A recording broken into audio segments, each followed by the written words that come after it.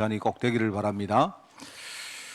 저는 개인적으로 좀 정서적으로 이 뭐가 센 걸 하는 걸 좀 싫어합니다. 세기 때문에 싫은 게 아니고 제가 살아오면서 이렇게 센 거 이렇게 보면 뭐 말도 그렇고 보면요, 이 왠지 이렇게 거부 반응이 막 생기고 말입니다. 좀 그렇습니다. 제가 좀 그런 편인데 뭐 그래서 우리 뭐 영적 결사대다 뭐 우리 뭐 이런 말들이 굉장히 좀 저는 그렇게 감흥이 안 옵니다. 저는 사실은요. 그런 편입니다. 그런 편인데 최근에 우리 여러 가지 현장의 이야기를 우리가 좀 이렇게 듣고 보면서 또 교회 안팎의 여러 가지 이야기들을 우리가 많이 또 듣고 말입니다. 또 제가 선교 현장에 이렇게 다니면서 겪었던 많은 일들 이런 거 생각하고 하면서 그죠? 정말 이 시대에 지금 우리가 살고 있는 이 시간표가 우리 특별히 신앙 문제에 있어서는요, 진짜 제자 운동 안 하면 안 된다 하는 그런 답이 나옵니다. 저는 제가 옛날에 그랬습니다. 우리 유럽 집회를 할 때마다 꼭 선교사님들이 이렇게 전화가 많이 와서 이렇게 뭔가를 요청을 합니다. 예를 들어 가지고 한국에서 뭐 우리가 어떤 선교 대회를 하는데 한국에 선교사 대회를 안 합니까? 세계 선교 대회를 할 때에 돈이 힘드니까 좀 항공편을 좀 부탁합니다. 그런 거는 제가 이해가 가요. 왜냐, 큰 돈이 들기 때문에. 그런데 조그마한 돈을 이렇게 좀 요구하는 그런 경우가 참 많습니다. 우리 유럽에서 집회할 때마다 말입니다. 많은 선교사님들 대부분 다 그래요. 초기에 대부분 다 그랬어요. 뭐냐, 한 돈 10만 원 드는 거를 힘들 거 아니에요. 좀 도와달라. 그래서 도와드리기는 도와드리는데 내 같으면 도와달라고 할 때 큰 거 이야기하겠습니다. 큰 거. 근데 이분들이 이야기하는 거 보면요, 주로 조그마한 거 있죠. 집회에 이렇게 들어갈 때 뭐 등록비가 없는데 좀 도와달라. 아니면 그것도 우리는 좀 싸게 달라. 평신도 하고 선교사 우리하고 똑같이 하면 되겠느냐. 우리는 한 30% 정도 이렇게 좀 감면해 달라. 또는 우리는 가정에 이렇게 가는 애들이 많기 때문에 한 가정에 4식구가 있으면 다 가야 되니까 부담되니까 한 좀 이렇게 할인해 달라. 이런 거 이야기를 많이 해요. 그래서 그런 거는 그만 주고 요구할 때 큰 거 요구하지. 그런 생각을 많이 했습니다. 근데 제가 그분들이 목회하시던 교회를 가보고 나서 생각을 바꿨어요. 한마디로 말하면 딱 생명 건 제자가 한 명도 없는 겁니다. 쉽게 말하면요, 예를 들어 가지고 교회 성도들 헌금하는 거 보면요, 진짜입니다. 동전들 전부 다 동전이에요. 동전을 하는 거 있죠. 동전. 그거 보면서 제가 예를 들어 가지고 제가 특별히 해외 가면요, 특별히 갔기 때문에 헌금을 하면 아무리 안 해도 내가 한 100유로 정도는 안 하겠습니까? 100유로 같으면 우리 돈으로 한 10몇만 원 되는데, 그런데 그렇게 하는 사람이 거의 없어요. 그걸 보고 나니까 우리 선교사님들이 잔돈 때문에 늘 걱정하겠다 하는 결론이 나온 겁니다. 제가 처음에 스페인 갔을 때, 스페인도 가자마자 발렌시아 교회에 쉽게 말하면요, 중직자도 아닙니다. 집사들 전부 다 모았어요. 모아놓고는 제가 이야기했습니다. 목사님 어디 다닐 때에 당신들 정말 생명 걸고 책임져야 된다. 제가 그 이야기 많이 했습니다. 그렇더라 말입니다. 상황이 그렇더라 말이죠. 여러분, 내가 헌금의 액수 때문에 제자라고 말하기 좀 이상하긴 한데 그런 이야기 아닙니다. 그런 것들로 내가 많이 이렇게 겪었고, 내가 교회 안에서도 조그마한 문제 때문에 갈등하고 흔들리고 또 교회를 떠나고 이런 이야기 들을 때 저는 너무 마음이 아프고 그랬습니다. 임직을 한 장로가, 임직을 한 집사가, 임직을 한 권사가요, 불과 얼마 안 가가지고 갈등해가지고 교회를 떠나다니요. 교회를 떠나지 말라는 말이 아니죠. 그런 말이 아니거든요. 이런 것들도 목격을 하면서, 또 지난주에 이야기 안 했습니까? 정말 코로나 왔는데 지금 말입니다. 작년하고 올해 2년 동안 우리나라 한 7만 개 교회 가운데 지금 10,000개 가까이가 없어졌다는 거예요. 이 공식 발표입니다. 공식. 더더욱 지금요, 너무 심각하게 뭐라고 했습니까? 이게 뭐냐니까요. 지금요, 어른 성도에 비해 가지고요, 지금 올해에 우리 아이들 말하면 렘넌트 성도의 비율이 10% 미만으로 떨어졌다는 겁니다. 정말 이런 걸 제가 예상은 했지만 너무 충격입니다, 이게. 정말로 이렇게 되는구나. 아까 우리 장로님 기도했습니다만 코로나가 우리 예배 방해하고 성탄 축제 못하게 만들고 할 수는 있지만 하나님은 지금요, 성탄 축제가 문제가 아니고 우리 예배가 문제가 아니고 하나님은 지금요, 이 시대에 정말로 제자를 세우기를 원한다. 만약에 한국교회도 이 시점에서 앞으로 또 우리 배가 운동하자, 부흥 운동하자, 벌써 방향이 틀린 겁니다. 방향이 틀린 거예요. 한 명이라도 좋으니까 진짜 제자를 키워야 됩니다, 지금. 그런 시대가 왔어요. 여러분, 보지 않습니까? 제가 얼마 전에 한번 말씀드린 걸로 기억나는데, 우리 본부교회에 계시는 내가 참 친한 목사님인데, 목사님이 너무 최근에 힘들게 되었더라고요. 참 뭐라고 내가 말을 못 하겠어요.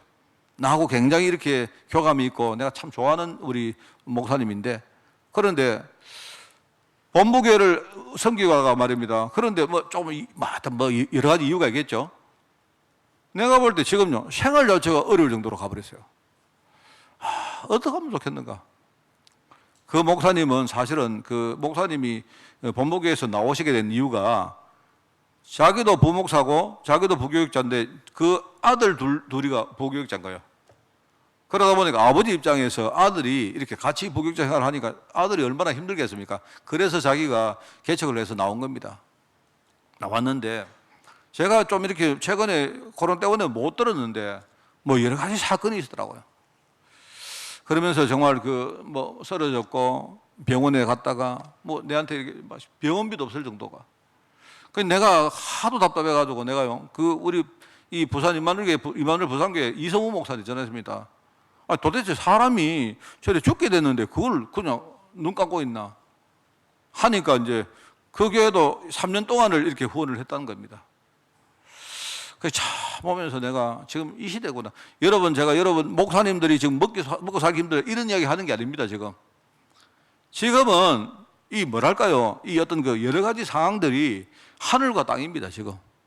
이런 일들이 벌어지고 있는데, 과연 정말로 그 교회 안에 생명 걸고 함께 복음 운동할 제자가 진짜 있는가 하는 거기에 대한 저도 그런 거 싫어하는 사람인데, 근데 정말로 아무리 제가 아무리 머리가 나쁘고 IQ가 낮아도 지금 하나님이 어떤 말씀을 지금 이 시대에 하는가를 저는 듣고 있는 것입니다.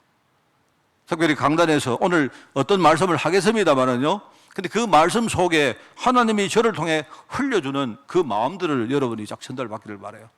그래서 제가 올해 마지막 달 주제로 제자운동, 진짜 우리 제자운동 해야 된다 결론 내리고, 제가 1월 달에는 뭘 하려고 하는가 하면요, 내년 시작할 때 첫 달 주제가 우리 그렇게 잘 알고 있는 5가지 절대로 흔들리지 않는 확신을 이야기하겠습니다.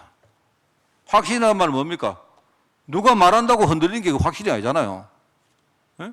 내가 구원의 확신이 있는데 누가 내한테 이렇게 환경이 나한테 말을 한다고 내가 흔들린다면 그건 확신이 아니죠. 왜 성도가 확신이 없는가 하면요, 그냥 외워서 그래요. 외워서. 여러분이 왜 내가 확신 가졌는 이유를 모르고 성도라면 구원의 확신, 기도응답 확신, 승리의 확신 가져야 된다 이렇게 외우고 있는 거예요. 왜 확신을 가져야 되는지 그걸 모르고. 자, 그래서 1월 달에는 확신 앞에 5가지 분명한 열매를 말하겠습니다. 열매가 있기 때문에 여러분은 확신을 가져도 된다. 이 주제로 말씀을 전가하겠습니다. 지금 쭉 그 이야기 하고 있는 겁니다. 그래서 응답을 해오간 제자, 이런 제목이고요. 특별히 오늘 버시길 아울라 부부에 대한 이야기를 가지고 우리가 말씀을 좀 나누겠습니다. 지금 우리가 복음운동에 부름받은 제자 아닙니까? 지금 우리 영적 상황을 보면요, 너무 우리가 지금 암울하고 힘든 그런 부분이 너무 많습니다. 자, 근데 사실은 여러분이 반대로 봐야 될 경우가 너무 많아요. 이걸 좀 반대로 봐야 될 경우가 많습니다. 원래부터 우리 눈의 기준 자체가 불신앙이기 때문에, 그죠? 우리 눈이 자체가 말하면 이 불신앙의 기준 딱 돼 있는 거예요. 그러면서 세상을 보면 지금요, 너무 복잡하기 때문에 여러분 뭐 까딱하면요 여러분이 속기 쉽습니다. 나가보세요. TV를 틀어보고 신문을 딱 보면 전부 다 뭔 말인지 아십니까? 아이고 앞으로 어떻게 살까 이겁니다. 뭘 보시면 아느냐? 매일 여러분이요 주식 가격, 비트코인 가격, 여러분이 부동산 가격 그 보시면 그 뭐라고 말합니까? 아이고 앞으로 어떻게 살지 이 말입니다. 한마디로 우리 애들은 어떻게 살지 이 말입니다. 여러분 지금요 집값이 막 서울에 천정부지 올라갑니다. 지금 뭐 대출이 말입니다. 되고 안 되고 하니까 사람들이 막 전전긍긍합니다. 그 말이 무슨 말입니까? 전부 다 말입니다. 사람들이 그렇게 만들어 놓은 거예요. 왜? 앞으로 어떻게 살지? 나는 어떻게 노후를 내가 어떻게 보장받지? 그죠? 나는 우리 애들에게 뭘 남겨주지? 우리 아이들은 나중에 어떻게 헤쳐나가지? 전부 그 말입니다, 여러분. 다시 여러분 들어보세요. 너희는 무엇을 마실까, 무엇을 입을까 근심하지 마라. 이거는 우리가 많이 들은 말인데 뭐 그러려니 하고 듣는 거예요. 뭘 보시면 아느냐? TV를 틀어보면 돼요. 신문을 보시면 된다니까요. 지금 세상은 그렇습니다. 그러니까 흑암이 지금 어마어마하게 지금요 중요한 걸 속이고 있는데 뭘 속이고 있느냐? 하나님의 언약을 속이고 있다. 하나님이 약속한 게 있는데 그 약속은요 그냥 덤덤하게 받아들인 겁니다. 지금 이런 상황이기 때문에 지금 우리가 복음을 좀 희미하게 그렇게 생각하고 있으면요 이렇게 되면 계속 속습니다. 어쩔 수 없습니다. 그래 한 명이라도 좋으니까 복음 제대로 가르치고 믿음 분명히 가지게 만들어서 잘 살든 못 살든 진짜 하나님 앞에 사명 가지고 살도록 우리가 그렇게 방향을 정하고 우리가 거기에 헌신해야 됩니다. 여러분 그렇지 않습니까? 우리 사랑하는 아이들 여러분요 내 자녀들 얼마나 귀하고 사랑스럽습니까? 그러나 여러분이 자칫하면 불신앙 심으면 안 된다니까요. 오늘도 제가 우리 후대에게 우리 중고공동체 가서 이야기했습니다. 오늘 우리 애들에게 축복의 사람이 어떤 사람이냐에 대해서 이야기했습니다. 우리 교사들은 들었죠. 뭐냐니까 지금요 사람 보는 눈이 지금요 완전히 엉터리로 되어 있습니다. 뭐라고 했어요? 축복의 사람이 어떤 사람인가 제가 세 가지 말했어요. 하나는 뭡니까?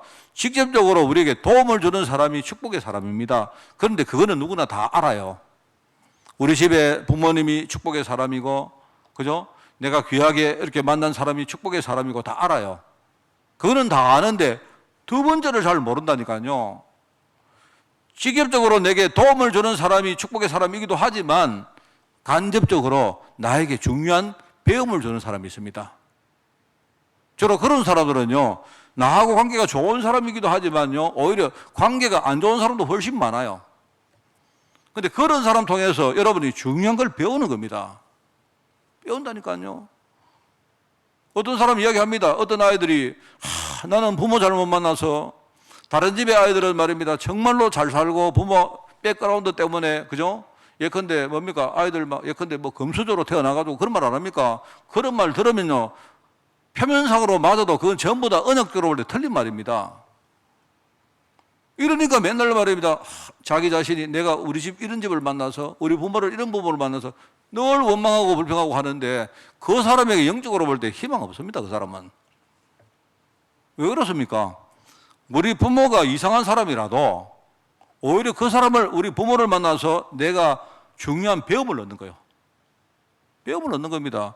그러면은 부모가 직접 나를 도와주는 것보다 오히려 훨씬 더 축복을 줄 수가 있어요. 그렇다니까요. 전부 다 그 말입니다. 전부 다. 전부 다 하는 말 뭐라 합니까? 자기 힘으로 이제 평생 벌어도 집 못 산다. 맞습니다. 틀린 말 아닙니다. 뭐, 예컨대 월급을 받아서 한 푼도 안 쓰고 한 20년 모아야 집을 겨우 살까 말까 한다. 그런데 그게 틀린 말인 것이요. 20년 후가 되면 집값은 또 저만큼 도망가 있어요. 그러니까 평생 못 사는 겁니다. 그래가지고 인간이 만들어 놓은 중요한 방법이 레버리지 않습니까?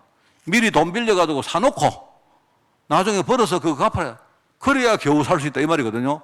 맞습니다. 틀린 말 아닌데 중요한 걸 하나 빼뜨린 거예요. 평생 그 말입니다. 평생. 내가 이상한 부모를 만났는데 제자들의 눈은 그렇습니다. 그렇지만 이분들 통해서 내가요, 부모님이 내게 집을 한 개 사주는 것보다 훨씬 더 큰 축복을 받을 수가 있어요. 나중에 어떻습니까? 내가 더 성공해가지고 부모님께 집을 사줄 정도가 돼야죠. 그렇지 않습니까? 이게 지금 사람을 보는 눈입니다, 여러분. 물론 여러분, 우리가 세상에 참고할 거는 많이 해야 되겠죠. 근데 이 부분을 세상은 말 안 해요. 맨날 금수저, 흙수저. 아마 여러분들 머릿속에도 나도 모르게, 목사님 설교 들으니까 앞으로 우리 애들 진짜 집 한 채 사두기가 힘들겠더라. 큰일 났다. 그럼 나는 어떡하지? 여러분 혹시 언약의 말씀 안 듣고 그 말만 듣고 가면요, 여러분 속에는 불신앙만 남아있는 겁니다. 하나님은 안 살아있는 거예요. 이런 식입니다. 여러분은 언제라도 똑같습니다. 100년 전이든 200년 전이든 아니면 50년 전이든 지금이든 미래든 똑같아요. 흙수저는 항상 있고 금수저 항상 있었습니다. 그러면 흙수저는 못 살고 금수저 그렇지 않습니다. 제대로 뭔가 도움을 얻는 사람도 중요하지만, 그죠? 중요한 걸 배우고 거기서부터 시작하면요, 반드시 하나님의 축복은 있다. 어른들 말을 듣고 속지 마라. 신문, 그다음 매스컴 이야기 들고 절대로 속지 마라. 참고하되 속지는 마라. 속으면 안 돼요. 지금 이야기합니다. 젊은 층들이 집을 못 산다니까 애들이 아이고 막 집은 됐고 막 어차피 못 사는 거 차라리 돈 벌어가지고 차나 멋있게 타자. 이래가지고 차 생산 뭡니까? 차 판매고가 올라갔대요. 그런 식입니다. 그런데 그런 식으로 인생 살면 그 친구는 절대로 집 못 사요. 무슨 말 알겠습니까? 이게 지금 사람들이 말하는 이야기입니다. 세상이 말하는 이야기. 그래, 우리는 복음운동에 부름받은 제자들은요, 어떤 말들이나 상황을 보면서 우리가 반대로 생각할 필요가 있어요. 또 우리가 현장에서 만나는 제자입니다.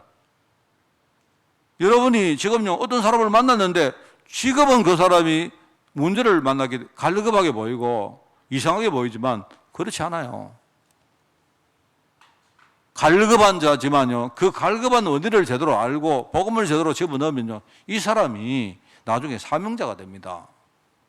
다 그랬어요, 다. 이런 것들을 봐야 되는 겁니다. 진짜 좋은 물건은 사람들 눈에 안 보이는 겁니다. 늘 말하는 거 아닙니까? 누구나 다 좋게 보이면 그건 돈 안 돼요. 예를 들어가지고 이게 다른 사람들 다 이게 이거는 뭐 별거 아니다 보이는데 나만 그 가치를 알고 있다면 그게 진짜 돈이 되는 거란 말입니다. 똑같습니다. 우리가 사람을 볼 때도 그 사람의 지금보다 나중을 볼 수 있어요. 저 사람 속에 복음이 들어가면 어떻게 될까? 이걸 볼 수 있으면요, 우리는 진짜 제자를 찾을 수가 있는 겁니다. 중요하죠. 그래서 우리가 이 메시지 하는 이유는요, 여러분이 복음운동의 현실을 틀리게 보지 말라는 이야기입니다. 지금 코로나 때문에 여러 가지 한국교회가 어려움 당하지만 찬스가 왔다. 진짜 복음운동 할 때가 왔다. 복음운동 내용이 뭐냐? 정말로 한 사람 제자운동 할 때가 왔다. 후대운동을 진짜 해야 될 이유를 우리가 진짜 알 때가 왔다. 이 말입니다. 낙심하지 마시고. 겉으로 볼 때 어렵게 보이지만 아니다.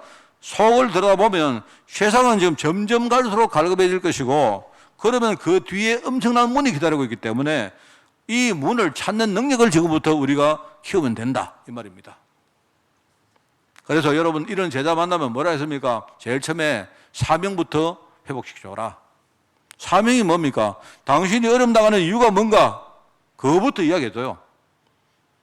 문제 해결하려고 하지 말고, 문제 해결은 어차피 우리가 못합니다. 하나님이 문제를 주셨는데 하나님이 해결하셔야 해결되는 거지, 안 그렇습니까? 교회 문화가 얼마나 엉터리가 됐는가 하면요, 목사고 사람들이 하나님을 움직이겠다 막 그럽니다. 하나님은 꿈쩍도 안 하시는데. 그런 식입니다. 딱 여러분 사람을 딱 만났는데 이 사람이 어려움을 당하고 있는데 그 사람에게 사명을 딱 집어넣었을 때 그 사명을 듣고 스파크가 일어나는 사람은 제자입니다. 근데 그 사람 있어요. 있다니까요. 저도 많이 만났고 있습니다. 자, 그러면은 두 번째 뭐라 했습니까? 사명을 회복시켜 준 다음에 능력 회복시키라 했죠. 능력을 키워줘라. 능력이 뭡니까? 문제 해결을 말하는 게 아니고 능력은요, 그 문제보다 위에 올라가는 걸 말한 거예요. 문제가 있지만 괜찮다. 문제가 있는데, 아, 그래, 하나님은 중요한 일 때문에 내게 문제 준 거 아니냐? 그래, 그렇다면 문제는 놔두고 내가 하나님의 뜻대로 잘 내 지금부터 인도받고 준비해야 되겠다. 요게 능력입니다. 방향을 딱 잡고, 그죠? 이렇게 가면 하다 보면 나중에 흐름이 바뀌어버려요. 흐름 바뀌면요. 아무리 여러분이 뭐 때를 쓰고 해도 흐름 안 바뀝니다. 날씨가 춥잖아요.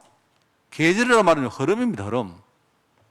흐름은 여러분이 지금 막 기도하고 날씨 따뜻하게 해달라고 소용없습니다. 지금 하나님은 지금 흐름으로 지금 이끌어 가시는데 우리가 뭘 흐름을 거스르고 합니까?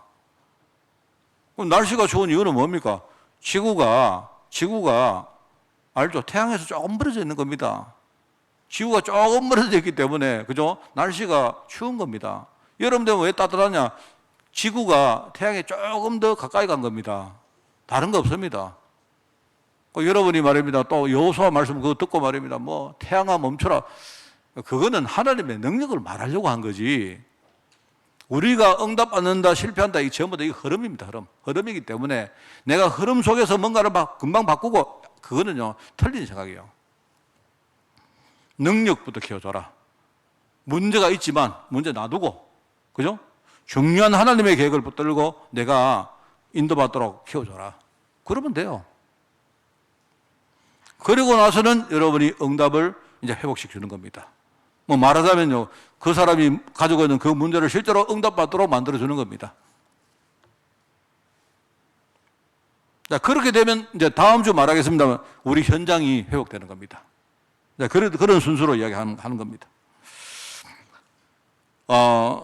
여러분, 지금요, 제자운동 가운데 너무 비이성적이고 비상식적이고 내가 볼 때 비과학적이고 또 비성경적인 그런 제자운동 너무 많이 합니다.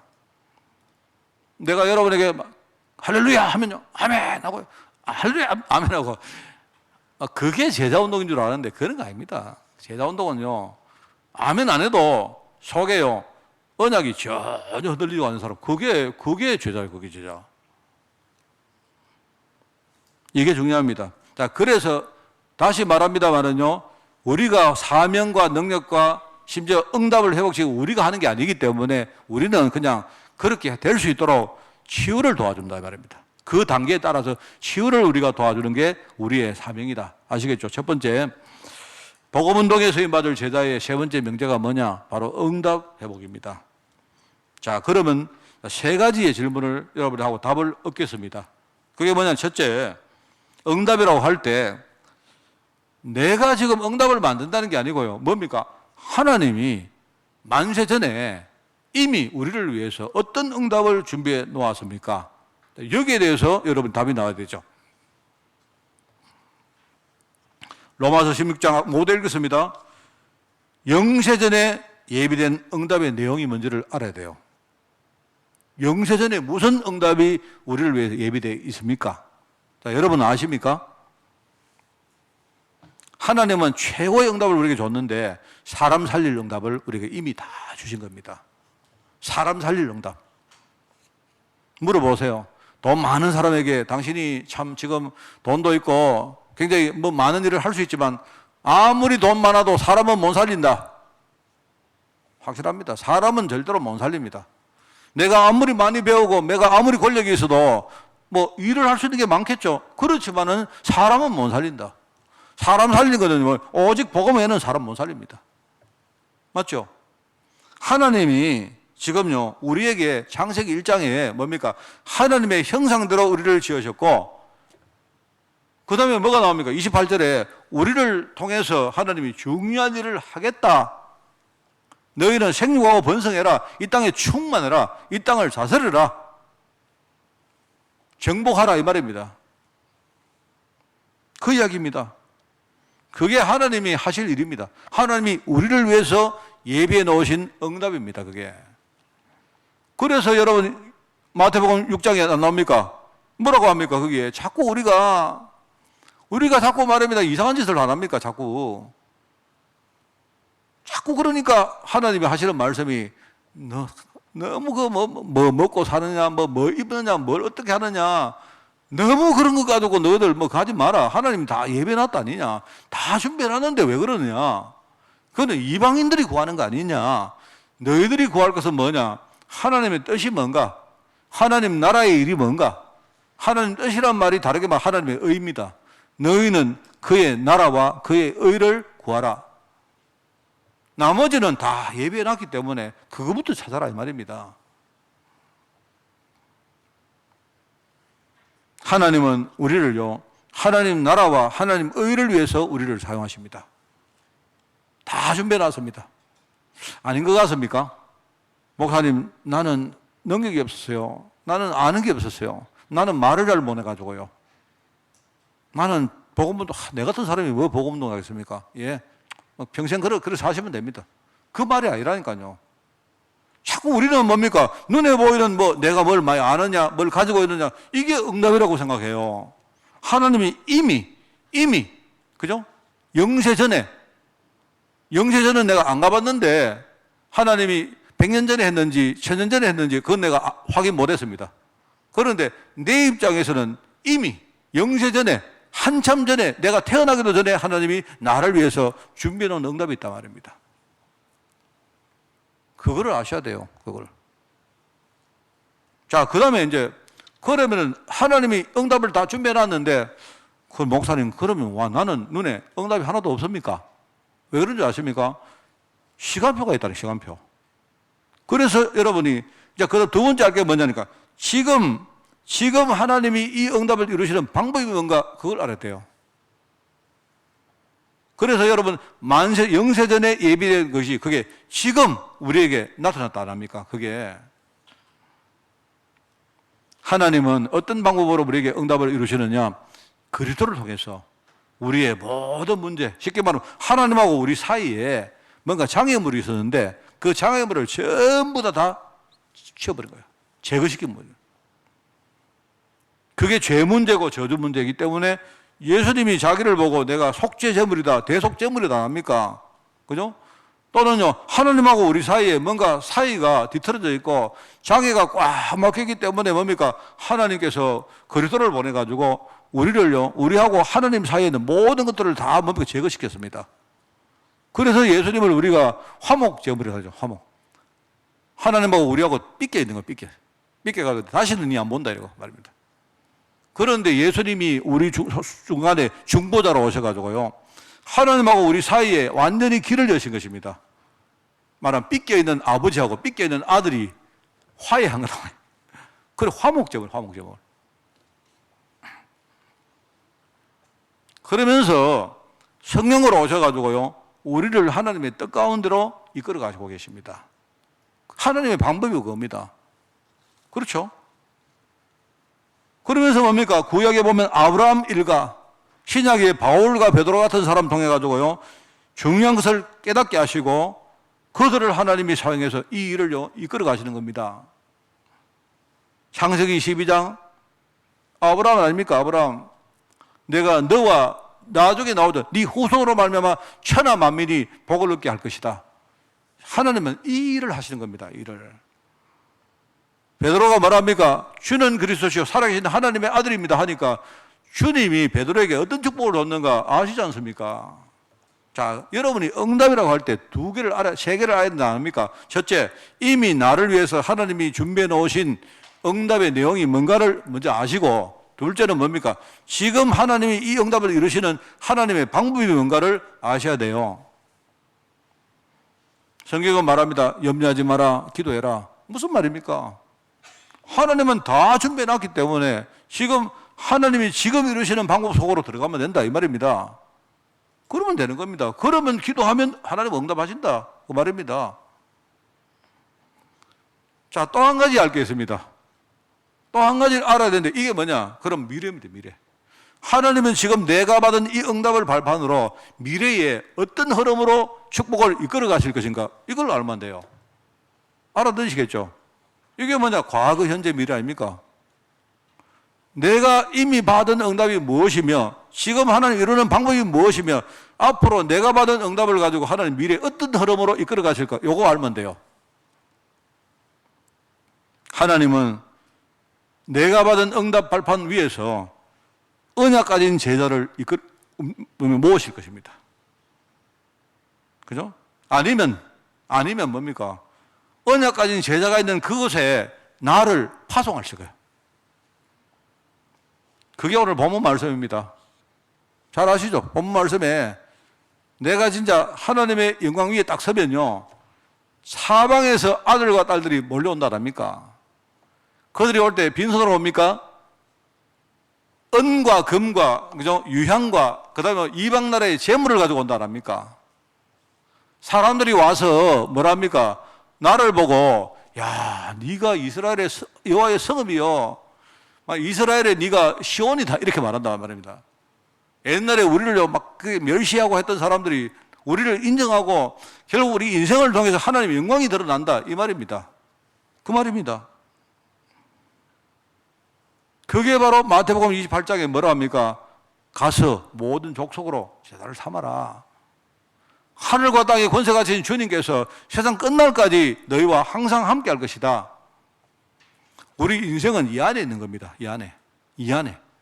하나님이 나를 위해서 이 과거에 축복을 다 예배해놨고, 아닌 것 같습니까? 진짜 아닌 것 같습니까? 지금 내가 딱 시간표 됐을 때 하나님이 중요한 시간표 속에 나를 세우시는데 이게 하나씩 실현되기 시작합니다.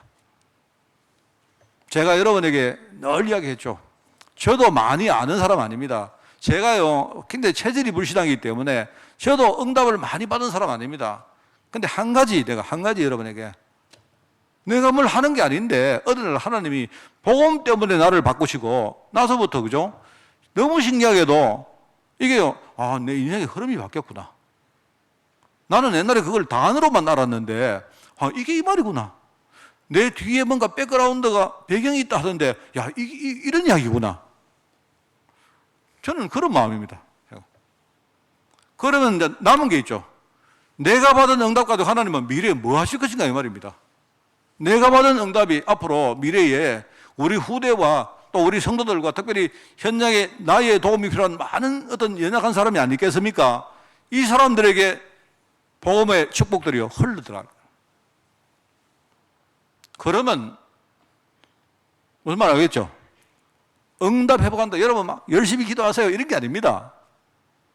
저는 반대 생각합니다. 기도 많이 하지 마세요. 복음 모르고 기도하는 거 그거 하지 마세요. 무슨 말 알겠습니까? 기도하지 말란 말이 아니고 복음을 제대로 다 알면요, 뭔가가 눈에 딱 보인다니까요. 그 속에 들어가서 그 흐름을 따라가면 됩니다. 흐름 따라가다 보면요, 진짜 신기한 일이 벌어집니다. 지금요, 성도들이 이 세 가지를 거의 모릅니다.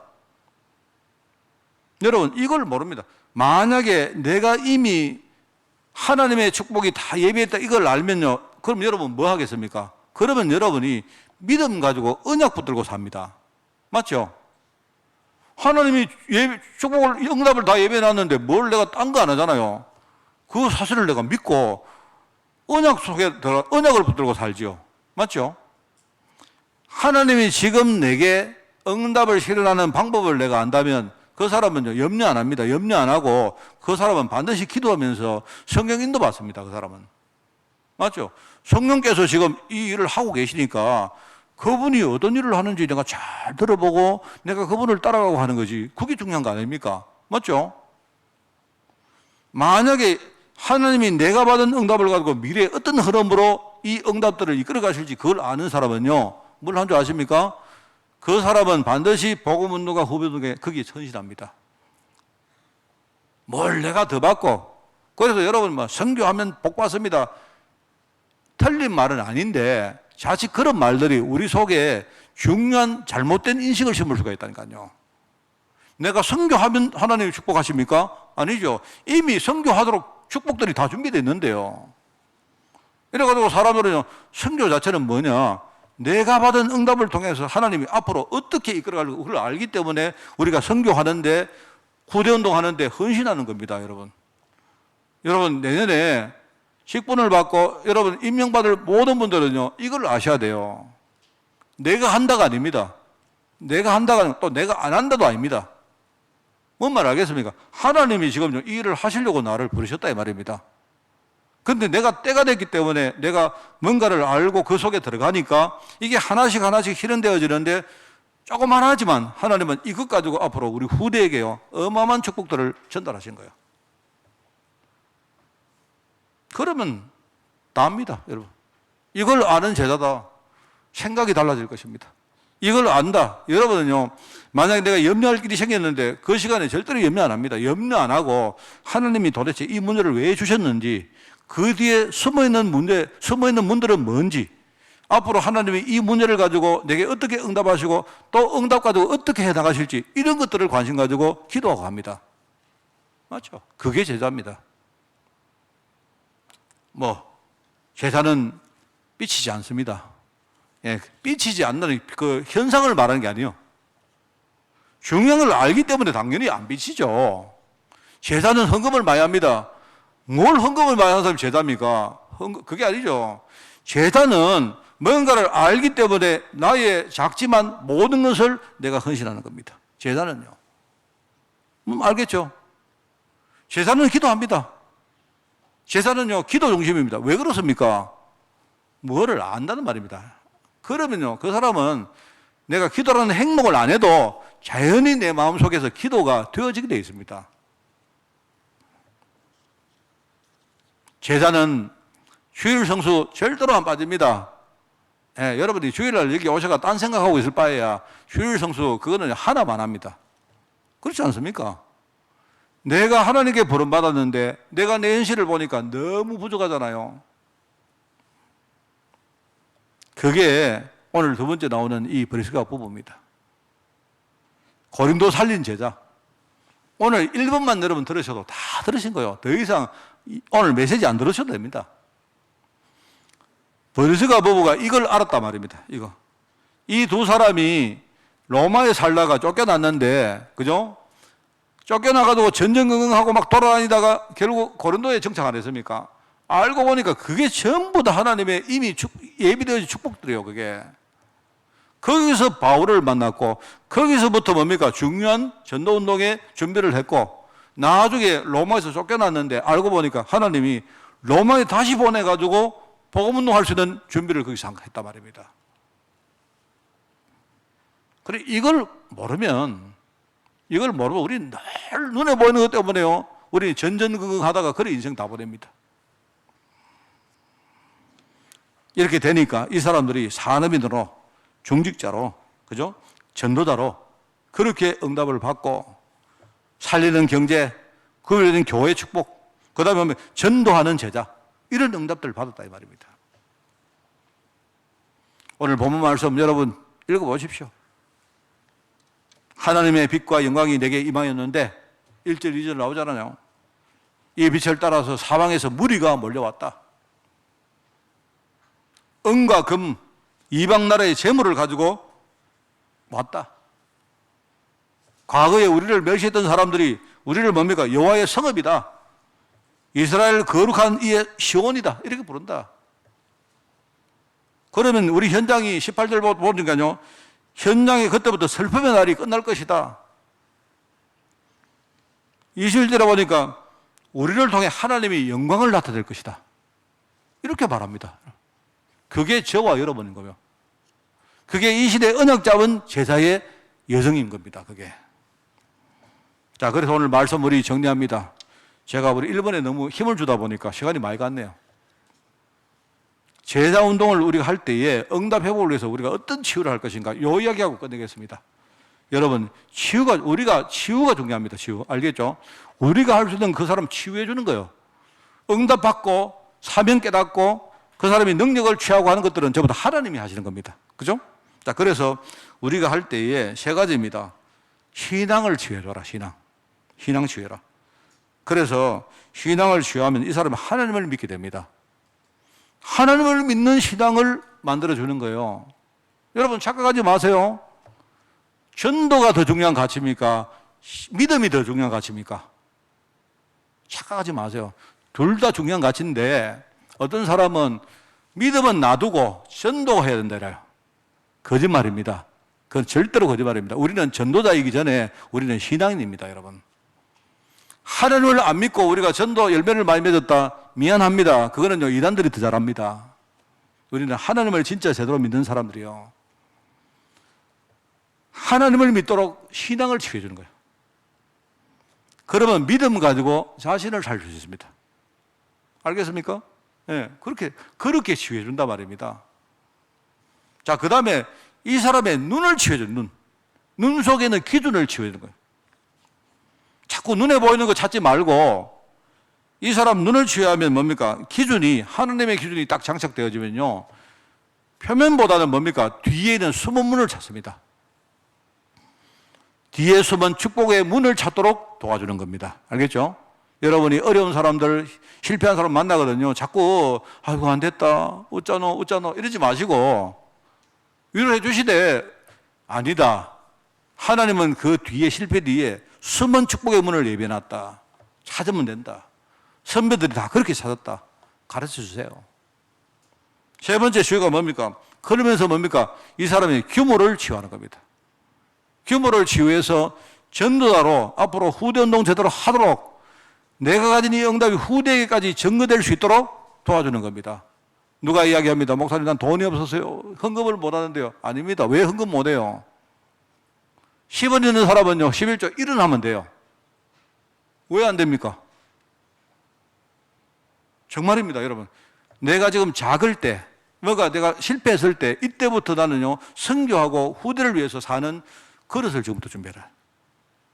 나는 나중에 내가 성공하면 하죠. 아닙니다. 지금 안 하면 성공해도 못 한다니까요. 여러분 알지 않습니까? 내가 1,000원짜리 떨려가지고 헌금 못 하는 사람은요, 나중에요, 1억이 되면, 내가 11조가 1억이 되면요, 그때는 떠는 게 아니고 아예 교회를 안 옵니다. 사람은 누구나 똑같다니까요. 우리 속에는 창세기 사람도 본질이 다를 줄 압니까? 아닙니다.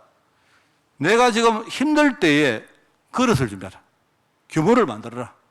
이래가지고 앞으로 내가 받을 응답 통해서 하나님이 후대를 분명히 살릴 것이니까 내가 지금부터 이 준비를 착실하게 해나가라. 그걸 도와주라 이 말입니다. 아시겠죠? 우리 마지막 달입니다. 다음 주 한 주 남았습니다. 그런데 별 의미 없습니다. 우리 인간이 만들어 놓은 거지 의미 계속, 그죠? 주는 달은 계속됩니다. 언제까지? 주님 오시는 그날까지 계속됩니다. 여러분, 우리가 하나님의 음성을 잘 듣고, 원래 우리가 마지막이기 때문에 우리가 전도운동을 하되 그중에 후대운동을 하자, 이게 우리의 진짜 사명 중에 사명이다 라는 의미에서 말씀을 전가하는 것입니다. 여러분 승리하시고 우리 많은 후대 살리는 그런 주간 되시기를 바랍니다. 하나님 감사드립니다. 오늘 말씀 주시고 우리 자신들을 전도자의 삶 속에 세워주시니 너무나 감사드립니다. 오늘 많은 특별히 후대 제자가 우리 교회 통해 일어나게 하옵소서. 이 모든 말씀 예수님의 이름으로 기도드리옵나이다. 아멘.